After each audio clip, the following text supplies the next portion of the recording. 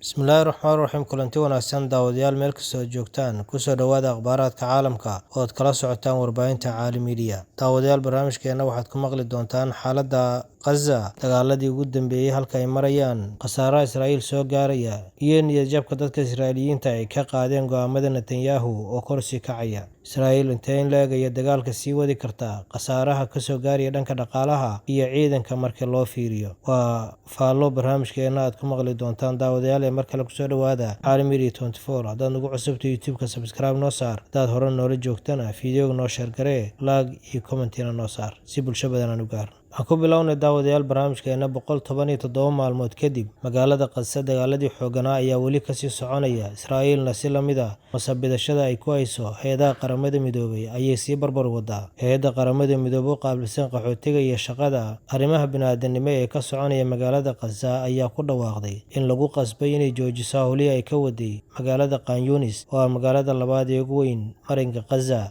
Hay'adda lagu magacaabo UNRWA ayaa ku dhawaaqday inay joojisay shaqadii Khan Yunis ay ka waday kadib markii cadaadis xooggan oo Israa'iil kaga imaanaya uu soo koray. Isbitaaladii iyo gargaarkii ay wadana ay sii wadi weysay. Israa'iil ayaa ku eedeysay in 12 ka mid ah shaqaalaheeda ay ka qayb qaateen dagaalkii 7 Oktoobar lagu qaaday gudaha Israa'iil. Hadalkaas oo ilaa hadda aan sal rasmi ah loo haynin. Qaramada midoobay baaritaan ay sameynaysana oo ay ku dhawaaqdeen Israa'iil aysan ka warsugaynin ayaa wuxuu ku qasbay in hay'addaasi ay joojiso howlihii gargaar oo ay ka haysay koonfurta magaalada Gaza, gaar ahaan magaalada labaad ee Gaza ugu weyn ee Khan Yunis. Dowlado badan oo reer galbeedka u badan ayaa iyaguna ku dhawaaqay inay joojinayaan dhaqaalihii ay ku bixin jireen hay'addaasi lagu magacaabo UNRWA, taas oo ay ku sifeeyeen eedeynta Israa'iil ay soo jeedisay ee masabidashada u badan. Maraykanka oo deeq-bixiyaha ugu weyn ee hay'addaasi lacagta ugu badan ku bixiya, dhankiisa ma uusan joojin lacagaha hay'addaasi lagu bixiyo, laakiin waxa uu sheegay in baaritaan gaaran uu ku samayn doono caddeymo rasmiyana Israa'iil uu kaga baahan yahay eedeedana ay ku salaynayso. Ra'iisul wasaaraha Israa'iil Benjamin Netanyahu ayaa waxaa saaran sidoo kale cadaadis xooggan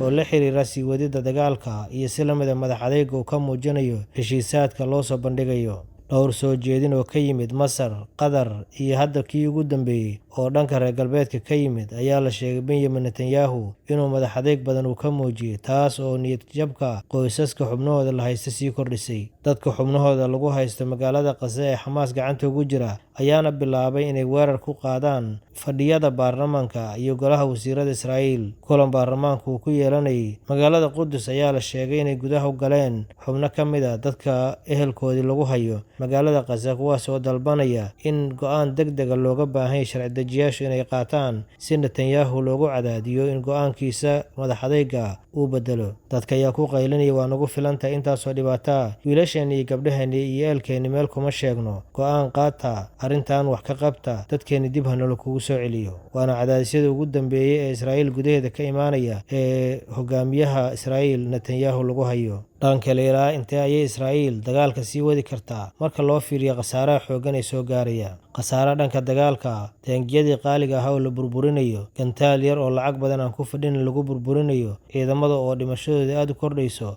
ayaana ka mid ah khasaaraha ugu xooggan Israa'iil soo gaaraya. Kaas muuqda marka laga soo tago, warbaahinta ayaa sheegaya in dalxiiska Israa'iil uu meesha ka baxay, sidoo kaletana ganacsi badan oo Israa'iiliyiintu ay lahaayeen maanta uu faaruq yahay. Dhibaatada xooggan ee dhanka dhaqaalaha ee ka soo gaartay Israa'iil dagaalka magaalada Gaza ayaa la sheegay inuu aad u sii kordhayo marba marka ka dambeysa. 15 bilyan ayaa la sheegay inuu kor u kacay bajetka lagu bixiyo militariga iyo si la mid ah qalabka ciidamadu ay isticmaalayaan, maadaama maalmihii ugu dambeeyay burbur xooggan uu soo gaaray qalabka dagaalka ee ciidamadu adeegsanayaan. Sidoo kaletana sistamka difaaca ee hawada isaga difaaca Israa'iil oo lacag badan uu ku baxayo, waxaa halkii hameen oo gantaale lagu soo ridaba hawada loo ridaa malaayiin lacaga. Ra'iisul wasaaraha Israa'iil dowladda uu hogaaminayo ayaa hoos u dhac weyn oo dhanka shacbiyadda sameynaysa, maadaama dhaqaalihii uu sii burburayo. Dhaqaale burburkaasi xooggan Israa'iil ku yimid ayaana wuxuu calaamad su'aal weyn dusha ka saaray sii wadida dagaalka xukuumadda Israa'iil ay ku madax adeegayso. Inkastoo Netanyahu iyo dadka yuhuudnimada aaminsan ay aad u rumaysan yihiin in dagaalka la sii wado lana baabi'iyo